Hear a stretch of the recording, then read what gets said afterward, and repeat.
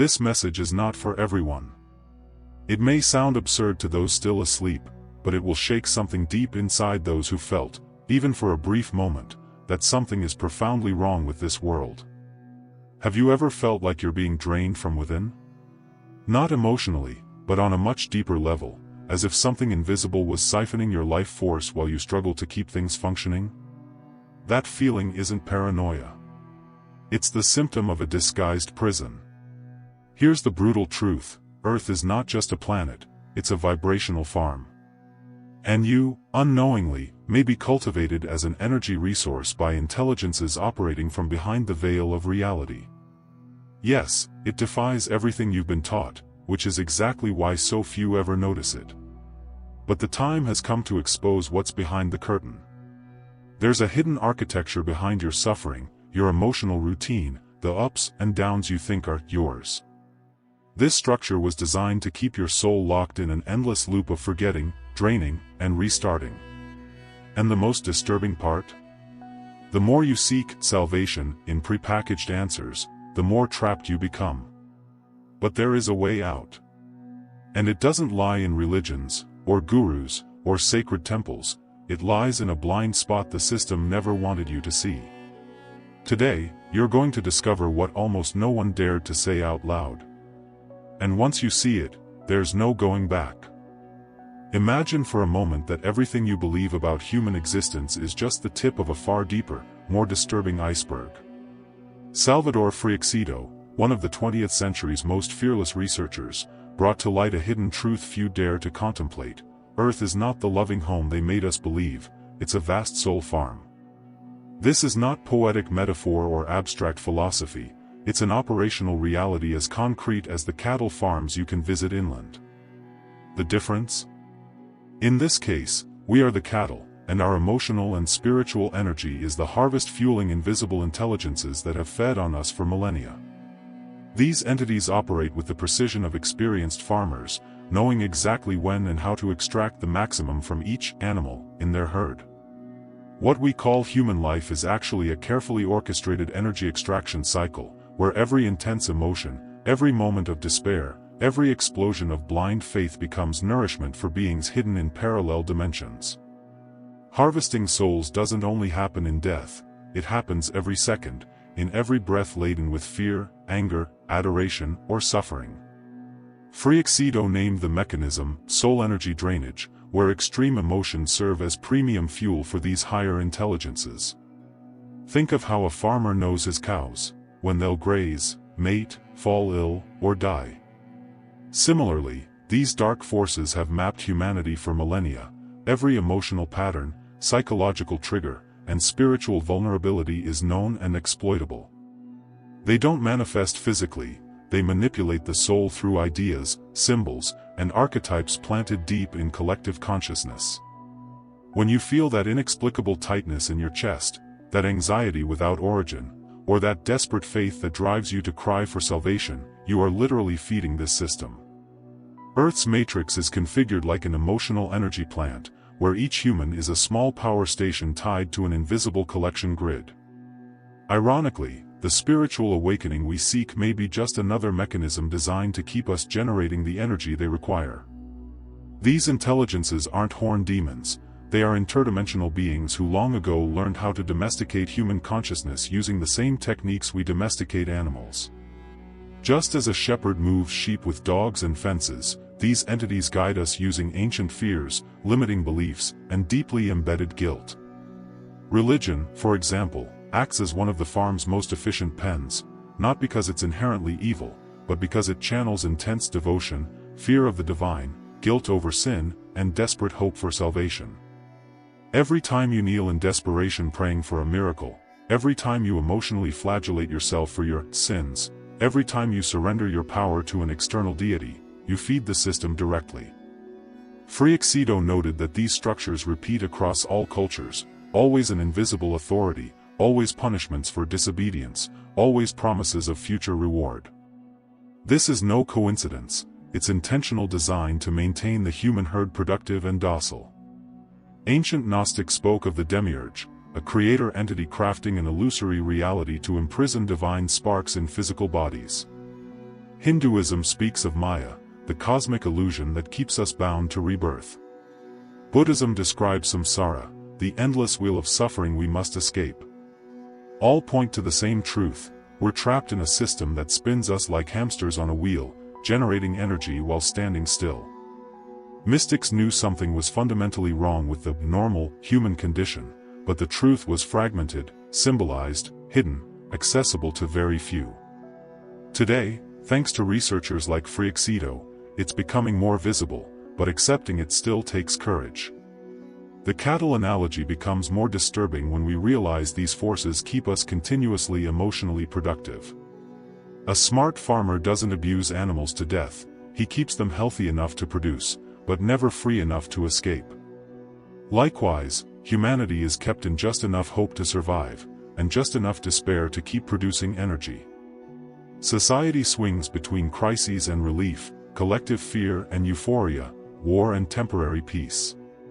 These oscillations are no accidents, they are orchestrated to keep emotional production optimal. When people become complacent, crises arise to provoke emotion. When despair takes over, seeds of hope are planted to prevent self-destruction.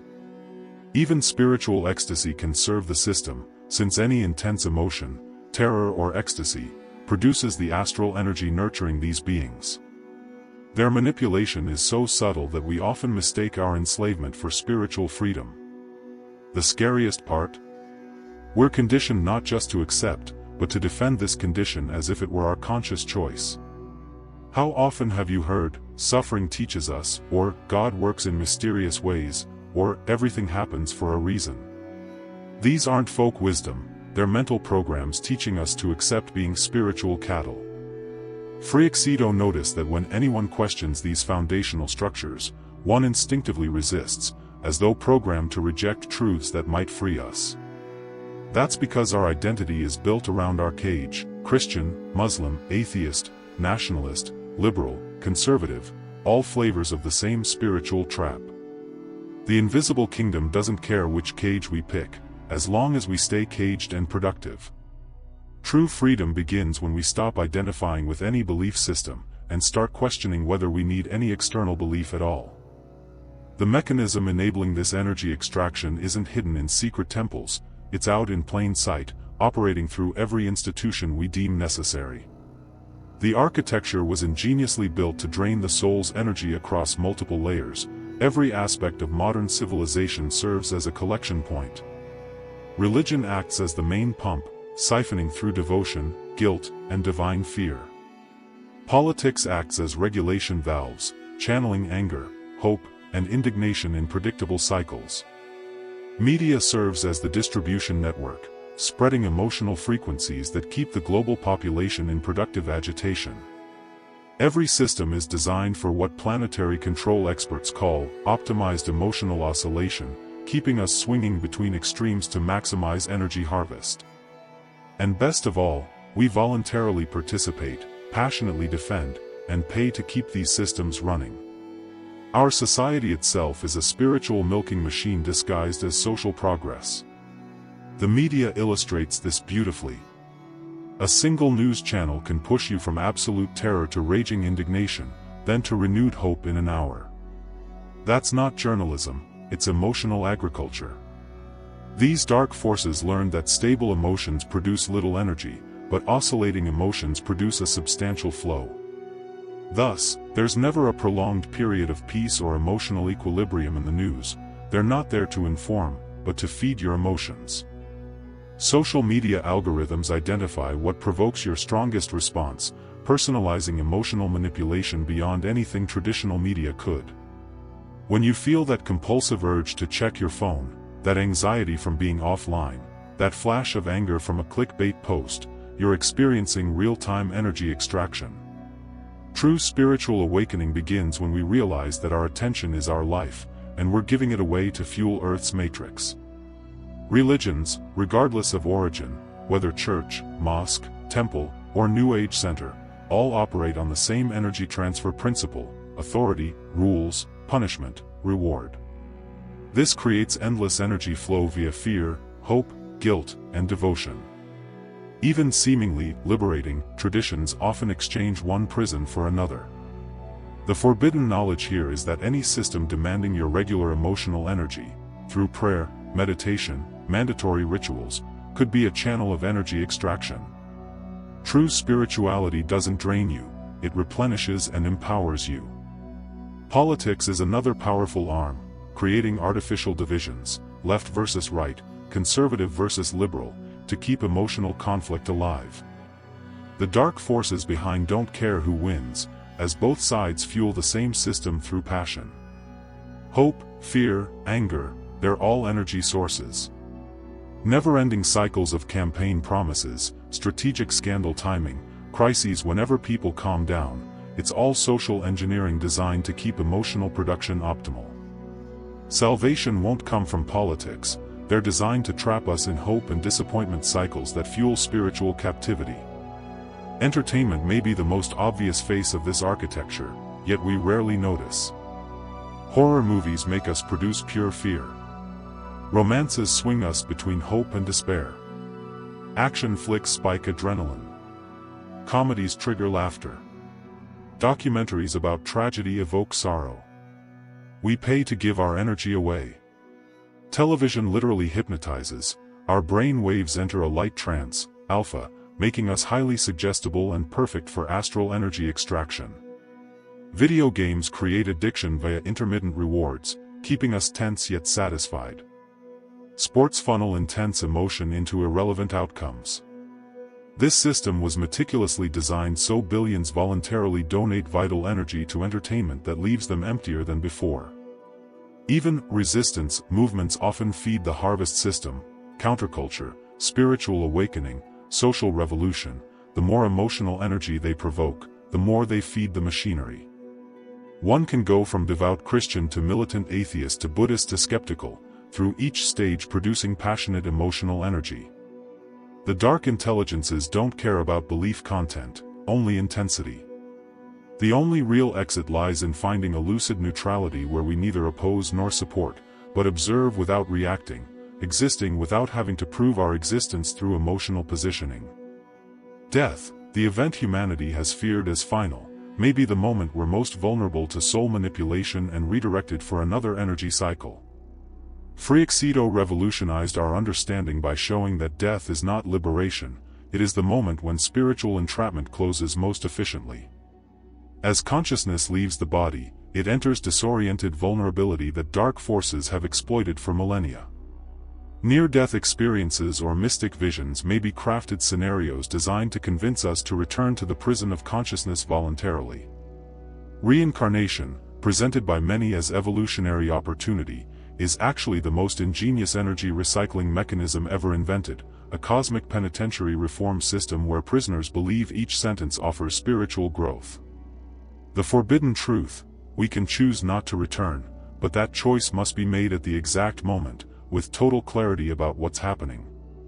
The famous tunnel of light in near-death accounts may be a spiritual insect lamp, an enticement for disoriented souls to accept recapture. Freixedo observed its presence across cultures, suggesting it's not a universal truth, but rather a universal control mechanism. Like a fisherman knowing which bait catches which fish, these entities developed spiritual lures for different consciousness types: Jesus or angels for Christians, Buddha or bodhisattvas for Buddhists, deceased loved ones for secular folks. All illusions share the same goal: convince you to follow the light and accept re-embodiment. Truly enlightened beings wouldn't need to emotionally persuade, you'd simply choose with full awareness. If persuasion is required, beware. Memory erasure between lives is perhaps the cruelest part of the cosmic trap. It prevents us from learning and keeps us repeating emotional energy cycles. It's as if each school year erased students' memories so they couldn't build on previous knowledge. Freixedo noted that a system genuinely focused on evolution would allow memory retention. That it doesn't happen suggests reincarnation isn't about growth, it's about keeping us spiritual energy producers forever, always vulnerable and naive.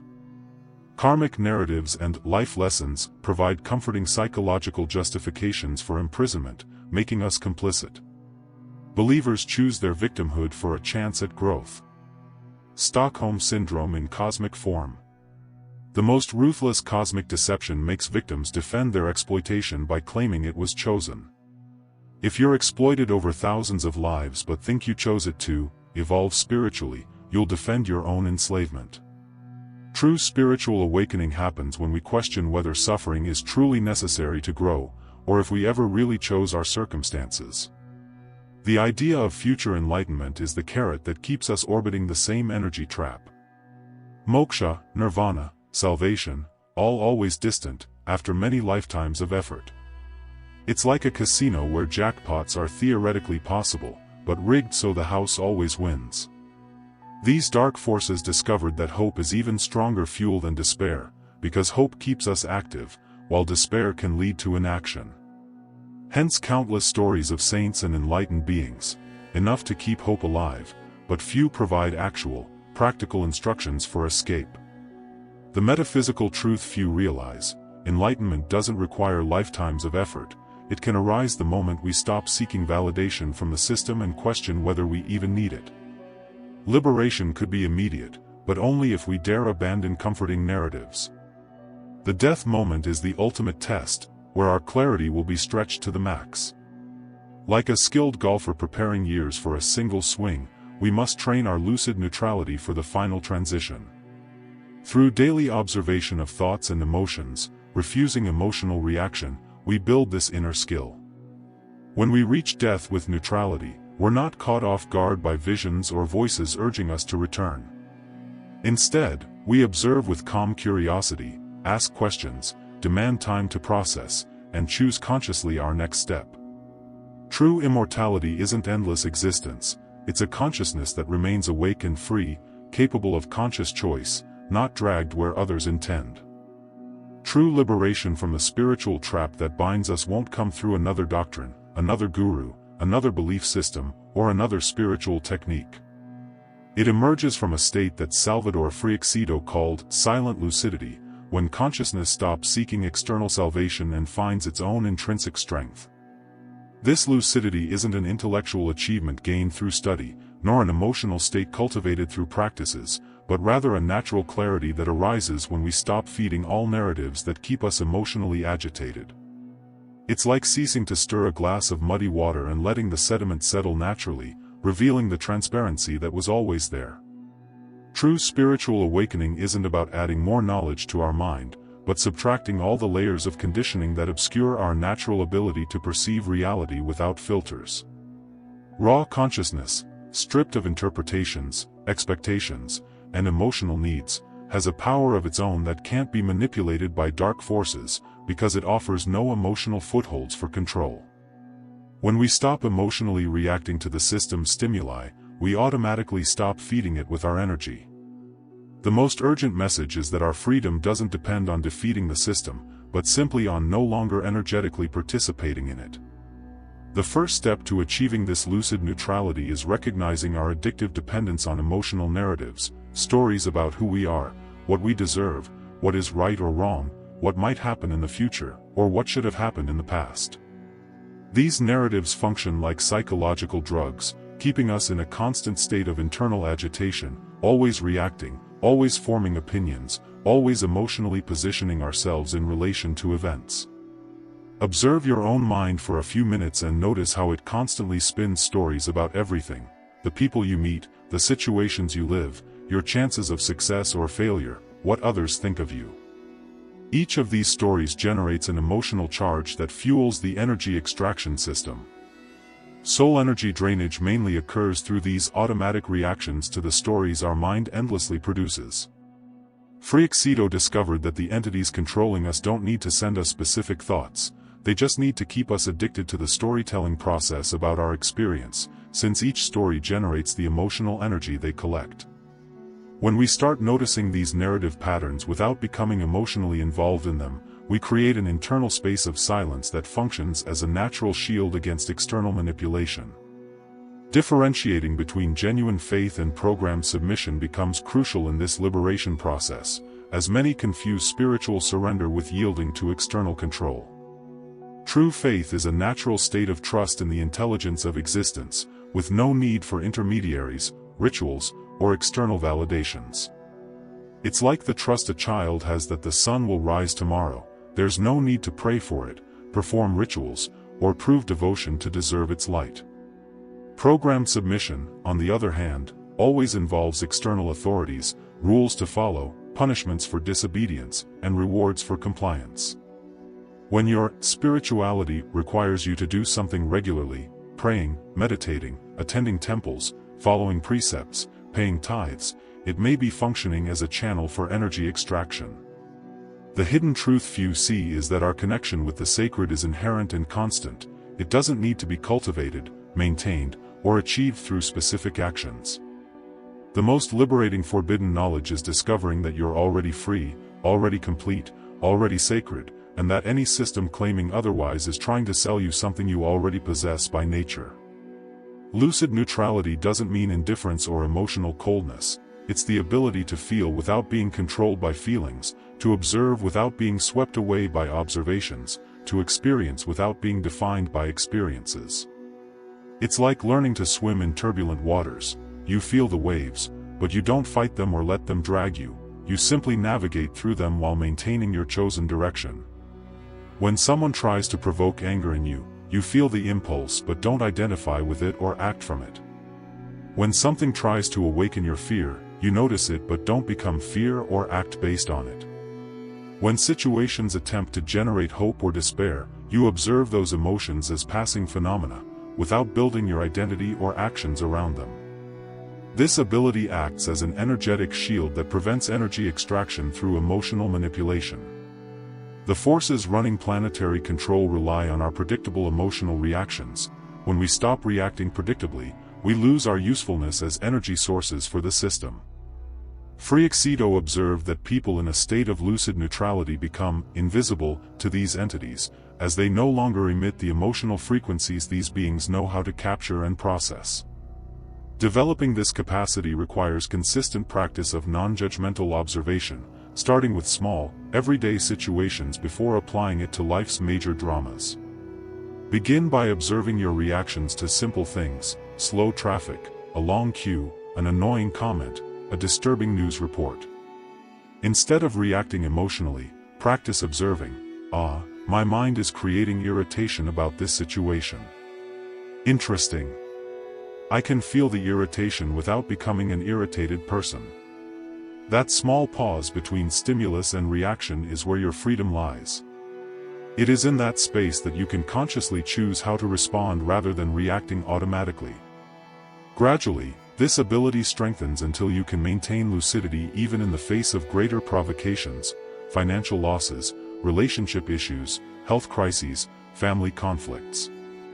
The most practical occult knowledge is that every difficult situation is an opportunity to strengthen your lucid neutrality, turning obstacles into tools of liberation. When you remain centered and lucid amidst chaos, you are literally severing the threads that connected your energy to the harvest system. Earth's matrix functions through emotional predictability. When you become emotionally unpredictable, not through instability, but through conscious stability, you step outside the reach of its control mechanisms. Preparing for the moment of death becomes the most important training of our entire existence, as it is in that moment that our ability to maintain lucidity will be tested to the fullest.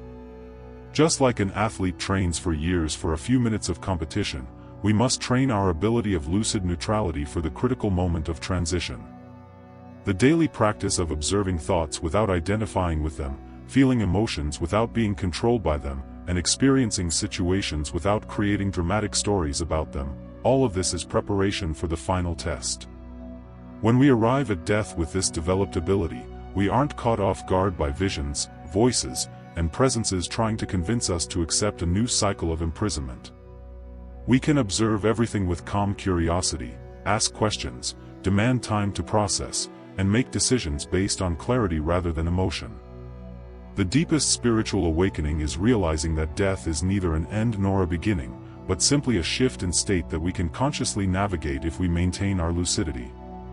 True immortality isn't about continuing to exist indefinitely, it's about keeping our consciousness awake and free, capable of choosing our next step consciously instead of being automatically dragged wherever others want us to go. The decision to definitively interrupt the energy flow that sustains this matrix of control doesn't happen in sacred places, spiritual retreats, or moments of mystical ecstasy. It arises in the simplest and most common place of all, the silent gap between one thought and another, when the mind momentarily stops chattering about reality and allows consciousness to experience its own nature without interference. It is in this microscopic space, one that appears thousands of times a day in our experience, that our true power of choice lies. Freixedo realized that dark forces cannot operate within this creative void between thoughts, because it offers no emotional material to exploit and no narratives to manipulate. It's like tuning into a radio frequency where there's no broadcast, a pure silence that cannot be corrupted because it contains no information to distort. The conscious choice to remain in this space, even for a few seconds, immediately stops our participation in the soul energy extraction system. When we stop emotionally reacting and stop creating mental stories about our experience, we cease producing the fuel that keeps the prison of consciousness running. The most liberating urgent message is that this choice is available now, in this very moment, requiring no preparation, purification, or anyone's permission. The act of ceasing to believe out of fear represents a silent revolution against the control system that has governed us for millennia. Honestly examine how many of your beliefs are held not because you've directly experienced them as true, but because you fear the consequences of not believing them. Fear of hell if you don't believe in God. Fear of bad karma if you don't believe in the law of cause and effect. Fear of attracting negative things if you don't believe in positive thinking. Fear of being lost without some spiritual guidance system. Fear of social rejection if you don't believe in your group's dominant values. Each of these fear-based beliefs acts as an energetic collar keeping us connected to the soul energy drainage system. Freixedo discovered that simply saying, "I don't know and I don't need to know," about unverifiable matters creates a sense of inner freedom that is immediately noticeable. It's like removing a weight from your back that you didn't even know you were carrying. When you stop defending beliefs you didn't consciously choose, but were implanted through social conditioning and fear, you regain a surprising amount of mental energy that was being used to sustain those artificial structures. Consciously rejecting imposed narratives requires a kind of courage unlike any heroism our culture celebrates. It's the courage to be no one special, to not have a dramatic identity, to not be the protagonist of an epic story of suffering or redemption. Our society teaches us that we must be important, have a special mission, a unique purpose, a meaningful personal narrative. But these dramatic identities are exactly what the forces of the invisible realm use to keep us engaged in the energy extraction cycle. When you see yourself as a warrior of light fighting against darkness, you produce energy through conflict. When you see yourself as an old soul here to help humanity, you produce energy through cosmic responsibility. When you see yourself as a victim of injustice needing vengeance, you produce energy through outrage. All of these identities, even the seemingly positive ones, keep us emotionally active and energetically productive. The most liberating hidden truth is that you don't need to be anyone special to be free. In fact, the more special you think you are, the more imprisoned you become, because special identities require constant emotional maintenance. Real freedom lies in being so ordinary, so simple, so free of dramatic stories, that you become energetically invisible to the control systems that depend on drama and identity to function. The inner silence that emerges when we stop defining ourselves through our emotional reactions to events is not passivity or indifference, it's the most active state possible, the pure activity of consciousness observing without interference. It's like the difference between a camera that's always noisy, overheating and malfunctioning, and a camera that works so perfectly it's nearly silent, capturing images with total clarity. When our consciousness stops producing internal emotional and mental noise, it becomes capable of perceiving aspects of reality that were hidden amidst the agitation. This silence is not created by technique, it's discovered when we stop generating internal noise.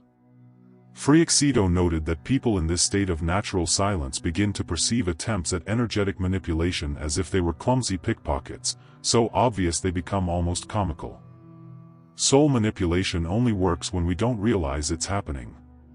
When we develop the ability to observe our own mental and emotional processes in real time, We become immune to external programming because we see each attempt at influence the moment it happens. The spiritual trap loses its power when you can watch it working as clearly as a magician's trick after you've learned how it's done. Remembering who you were before forgetting emerges naturally when you stop trying to become someone you're not. Throughout our lives, we're conditioned to believe that we must develop ourselves, evolve, improve, grow spiritually, become better people. But what if you were already complete before you started believing you were incomplete? What if your original nature was perfect before being convinced there was something wrong to fix? The search for spiritual improvement may just be another mechanism keeping us dissatisfied with our present reality, and thus emotionally active, producing energy for the system. Freixedo suggested that our natural condition, before being processed by educational, religious, and social systems, was already a state of freedom and completeness. True spiritual awakening isn't about adding something new, it's about removing the conditioning that obscures what was always there. It's like cleaning a dirty mirror, you're not adding reflectivity to it, just removing what prevented it from reflecting. When you stop trying to become spiritually superior, you automatically return to the state of natural sufficiency the control forces spent years making you forget. The astral energy you spent chasing spiritual betterment becomes available to sustain your conscious presence in the now. The final choice to remain awake in the face of the most sophisticated cosmic illusion ever created is not a one-time decision, it's a choice renewed every moment, every breath, every opportunity to emotionally react to the system's stimuli. It's like choosing to stay lucid inside a dream. You might know you're dreaming, but with each new dream scene, you must remember again that it isn't real.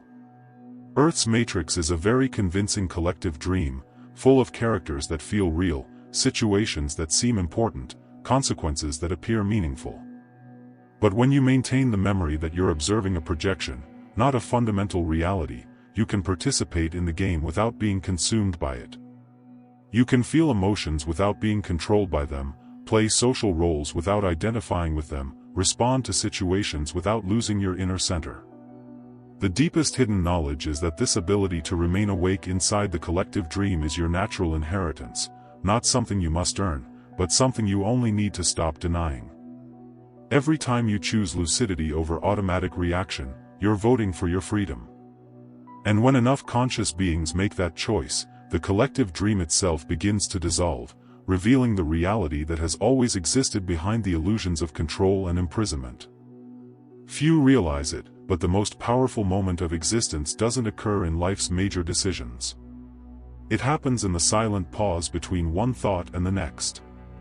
It's in this subtle space, usually overlooked, that conscious choice manifests. There, where there is no automatic reaction, where fear hasn't yet taken over, you have the chance to reject what was imposed upon you. It's not in golden temples or retreats with expensive incense that true freedom is chosen. It's in the middle of everyday chaos, when you choose not to respond to provocation, not to feed the cycle of pain, and not to be trapped in programmed guilt. It's in this non-action that the soul harvest begins to fail. Earth's matrix demands your reaction. When you don't react, it loses energy. This choice doesn't require diplomas or gurus. What it calls for is a presence so radical that even cosmic deceptions begin to tremble. Reacting out of fear, blind belief, or ancestral guilt, all of that feeds the prison of consciousness. But when you simply observe, without being pulled by emotional strings, the energy extraction weakens. Does it sound simple? It is. And that's exactly what makes this practice so powerful. Lucid neutrality is like flipping the switch on astral drainage. And those who live in this awareness, even briefly, begin to see the hidden wires behind reality, the ones that connect religion, media, politics, and even pop spirituality to a system of soul manipulation. Let's be honest, how many times have you believed you needed a specific ritual, a white-robed guide, or an exact numerological portal to ascend? Exactly. Most of these formulas are, ironically, just another layer of the spiritual trap. The true escape from energy harvesting happens when you understand that you no longer need to seek outside. Planetary control thrives on your constant search for external answers, and that feeds the matrix. When you stop, When you look within and realize that nothing needs to be added, that you already are, something breaks. And in that rupture, a strange light begins to emerge, the kind that doesn't shine in your eyes, but in your soul. This conscious choice is not final. It must be made multiple times a day, every day. And yes, you will slip, but slipping is not falling, it's just a reminder that you can stand up again. A great practice to begin with is the immediate silence technique. When something irritates you, instead of responding or reacting, just take a deep breath, hold the impulse, and ask yourself, is this mine, or was it programmed into me? That simple pause changes everything. And little by little, the soul energy drainage decreases, as if the invisible wires were being cut one by one. At this point, lucid neutrality isn't weakness, it's the sword of the conscious warrior. And here's something no one talks about: remembering who you were before forgetting is more important than any mantra or decree. We're talking about a reconnection with the essence that predates name, gender, story, or past. That ancestral memory isn't in books, it's in the spaces between your thoughts. And it's there that the key to interrupting soul manipulation resides. When you refuse to react the way they expect you to, you activate your original code. A code that spiritual control systems have been trying to suppress since you were born. And if there's one thing these dark forces fear, it's precisely the silent awakening of your pure consciousness. But if this silence has such power, why do so few choose this path? Maybe because it requires courage. Not the loud kind, but the kind that rises deep in your chest when you truly decide to exit the reincarnation cycle that has held you for ages. And that's exactly where we step into the next point. The most crucial moment is neither in life nor in death, but in what happens right after. There is a moment that most people never question, the instant right after death. While many cling to ideas of heaven, hell, or eternal rest, few pause to truly observe what happens in that invisible interval between one life and another. It is at this point that the spiritual trap reveals its true face. The soul, still intoxicated by the intense emotions of the last life, is guided through a false tunnel of light, with promises of reunion, peace, or punishment. But what many call a return home may actually be just a programmed reset, part of Earth's matrix that sustains the reincarnation cycle as a system for draining soul energy. This between-life moment is fertile ground for cosmic deception. Everything there is symbolic architecture, designed to convince the soul that it needs to learn more, pay debts, or spiritually evolve. But think about it, who really benefits from this endless evolution? Why does there never seem to be a final point, a true awakening? The answer lies in the maintenance of soul harvesting. As long as the soul remains bound to ideas of guilt, karma, and spiritual debt, it will keep returning. Each life is a new opportunity to generate intense emotional energy, fear, pain, ecstasy, passion, that feeds the hidden entities operating between dimensions, silent yet ravenous. Freixedo used to say that death is the beginning of the most sophisticated manipulation of all. And he was right. In this space between incarnations, the soul is seduced by beings who present themselves as angels, guides, or masters, but who are often merely operators of the system. The promise of reuniting with loved ones or ascending to a higher plane works like a spiritual hook. The soul, vulnerable, agrees to return. And upon returning, it loses its memory, forgets who it was, and starts all over again, like a player being reset, unaware they're inside a game. The prison of consciousness isn't made of chains, it's made of forgetting. Here's a key point: you don't need to wait until death to escape this cycle. The remembrance of who you are can be activated while still alive, and that changes everything. When the soul recognizes the pattern of the trap, it begins to detach from roles, pains, and illusions that sustain the system. A good exercise for this? Start writing down your dreams in detail. Many of them are fragments of what you experience between incarnations. Others are your soul literally trying to wake you up. Deep meditations that explore the space between thoughts also help reconnect with that awareness that transcends linear time. The key is to awaken within the incarnation itself. To be conscious while living, and most importantly, lucid while dying. That doesn't mean dying with fear or attachment, but with clarity. Your vibrational command at that moment determines whether the soul will be recycled or liberated. And make no mistake, the dark forces operating in the invisible realm know this. That's why they encourage lives full of distractions, extreme emotions, and constant fear of death, because all of that weakens your presence in the most decisive moment. Death is only an end for those who still believe in the imposed narrative. So, if the reincarnation cycle is an invisible gear of soul harvesting, what happens when you refuse to re-enter? What occurs when a soul says no to artificial light and chooses to remain conscious? That question takes us straight to the core of soul manipulation, and it's there that things truly begin to reveal themselves. Imagine for a moment that your entire spiritual journey, with all its highs and lows, may have been designed to keep you exactly where you are, trapped. Sounds extreme, doesn't it? But that is precisely the nature of planetary control. It doesn't operate like a prison with bars and shackles, but like a theater of choices that seem like yours, yet were implanted. The core of soul manipulation doesn't lie in obvious pain, but in the sweetness of spiritual illusions. When you believe you're evolving but remain spinning inside the same reincarnation cycle, you're simply being led by an invisible leash, one that's deceptively comfortable. This control is so sophisticated that even alternative paths and spiritual awakening movements may be part of secondary programming. The hidden truth is that much of the doctrine around light, ascension, and soul missions is just emotionally charged narrative used to fuel the system. The more purpose you feel in serving a higher plan, the more energy you release, and the more rooted you become in Earth's matrix. Soul manipulation thrives on the belief that suffering and sacrifice are noble. But when you pause and observe, you'll notice this is what keeps the will turning, always around something that is never quite reached. Have you ever reflected on how certain emotions are reinforced from birth? Guilt, fear, the desire for approval, the yearning for redemption. These are software programs installed into our psyche. They are vibrational commands that trigger automatic responses. And the more you react, the more you feed the energy extraction system. Earth's emotional matrix is expertly built. Archetypes, stories, symbols, all contribute to keeping consciousness imprisoned. And the dark forces that inhabit the invisible realm act as spiritual engineers of this hidden structure.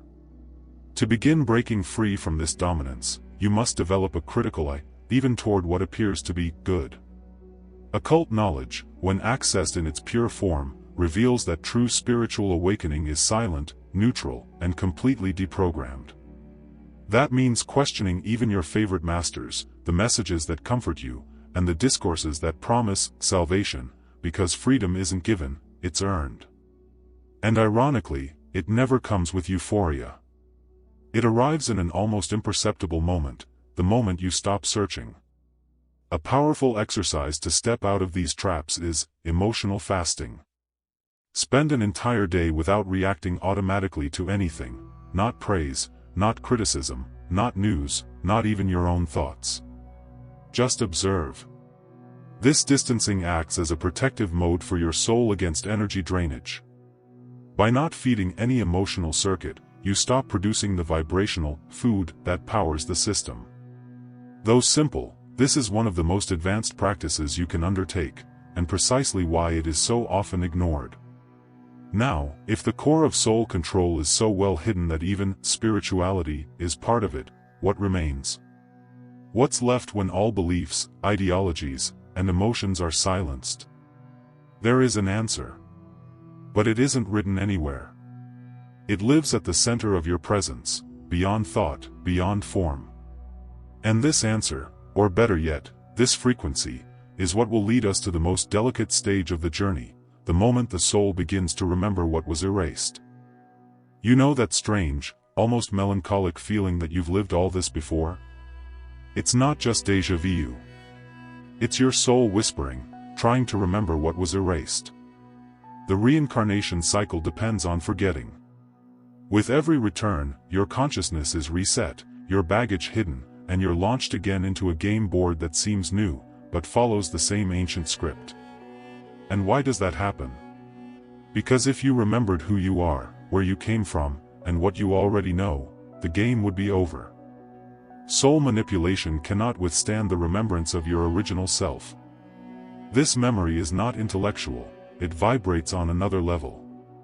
It resides in the vibrational field, in dreams, in the signs that the spiritual universe whispers when the ego goes silent. It's that strong intuition that appears without logical explanation. It's the chill down your spine when you hear a forgotten truth. Many feel this when reading ancient texts, hearing ancestral music, or contemplating esoteric symbols. Occult knowledge is not acquired, it's reactivated. And the great key to this is stepping out of autopilot. Observing yourself with presence and, most importantly, questioning everything that was sold to you as reality.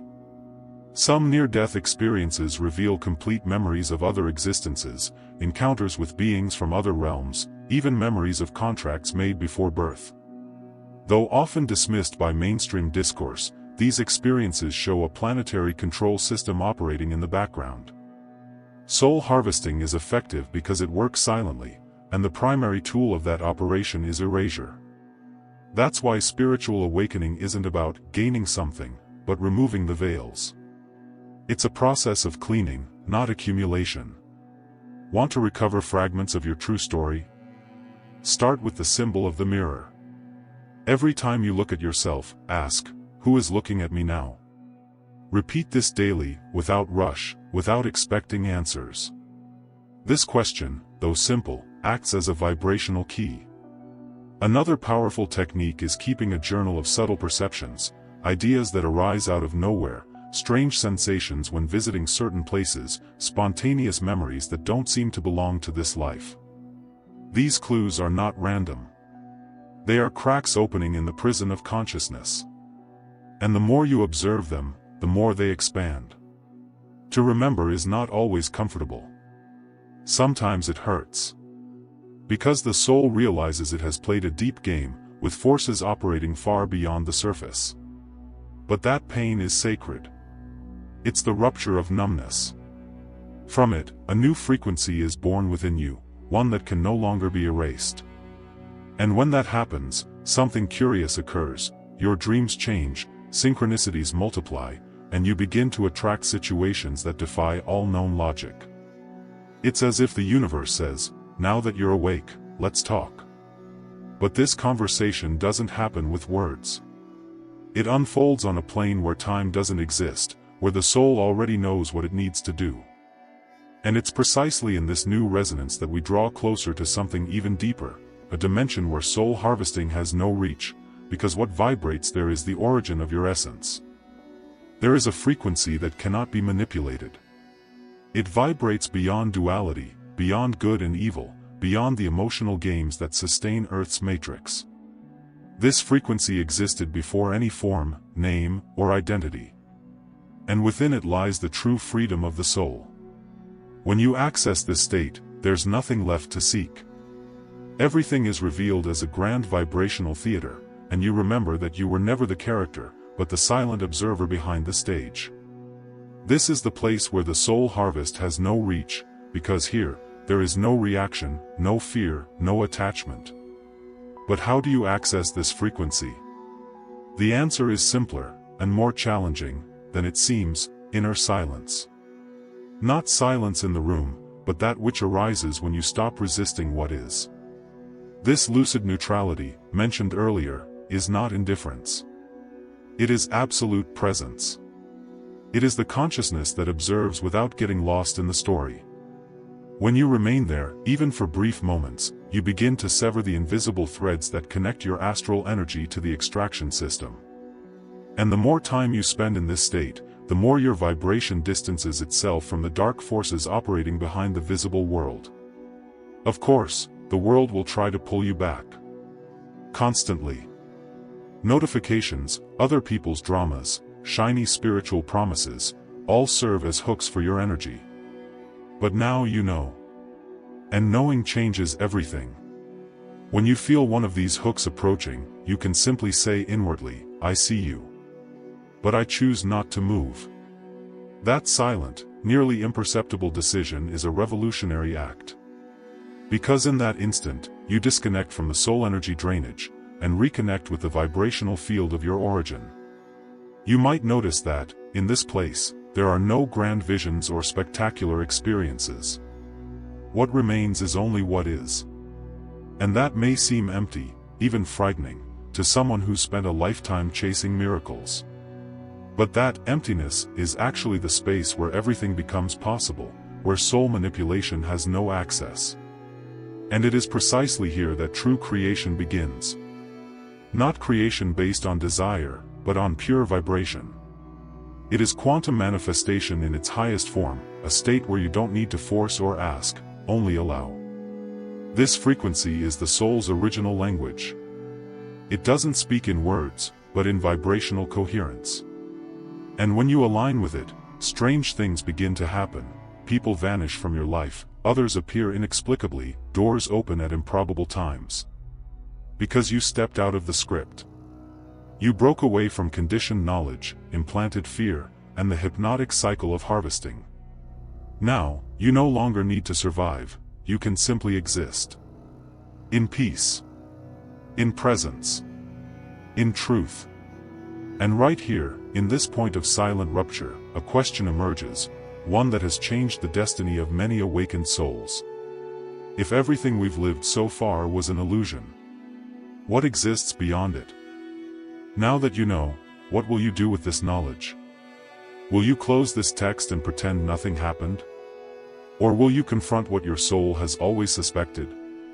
You've understood that soul harvesting doesn't happen only in some distant afterlife, it's happening here, now, as you feel, react, blame yourself, and remain entangled in the same old narratives.